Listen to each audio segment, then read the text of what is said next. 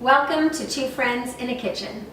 We're going to make kale chips today, a great healthy snack for your children when they come home from school, for you to take to a party as an appetizer, or just as a bowl full to sit down to your favorite television show and munch on. So we're going to start with the preparation of the kale. The first thing we need to do is to remove this bony stem structure here because it can be a little bitter. So the best way to do that is to fold the kale in half and just cut out the stem. Great, so Linda, this one looks like it has a natural bend this way, so does it matter? No, not at all. Either way that feels more comfortable for you. Okay, it looked like and all you want to do is remove it and discard it. Great, so now you have your kale, and you're just going to approximate 2 inches and just cut it into 2-inch strips. Sometimes there'll be strips and sometimes there'll be squares depending on the shape of the leaf. So we're ready to put our olive oil, our extra virgin olive oil, 2 tablespoons of it, over our kale. We'll put 1 tablespoon. Cindy will toss it. Again, we're trying to get an even coat all over the kale. We'll put another tablespoon in, make it nice and yummy. Also, we're coating the kale leaves with the olive oil to allow it to be open to receiving the salt. So we're going to we're going to go a little light on the salt right now. This recipe we only call for a ½ teaspoon. You may want more to taste, but because there's other options of what you could put on these kale chips later, we're just going to start with a ½ teaspoon of kosher salt to start.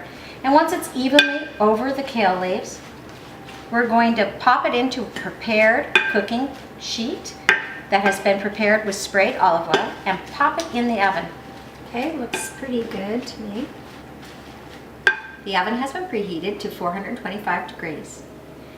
The cooking sheet has been sprayed lightly with olive oil spray, and now we're going to toss in our kale and spread it out so that it is as much as possible in one layer in the baking dish. Okay. The kale is ready to go into the center shelf of your oven. We've set the timer for the temperature for 400 degrees. We're going to set the timer for 10 minutes and we're going to check on the kale. At that point, we'll decide how much more is needed in terms of cooking it because the kale does vary in terms of its density, so we have to watch this. We want it to be crisp and very lightly brown. So our kale chips have been in the oven, a 400 degree oven, for 10 minutes, and as you can see, some of them are all nice and crispy and ready to eat, and some of them are still a little moist and soft. So what we're going to do is we're going to use some tongs here and kind of pile up the ones that are more moist on top of the ones that are already crisp to protect them. We're going to pop this back into the oven for a little, not very much time.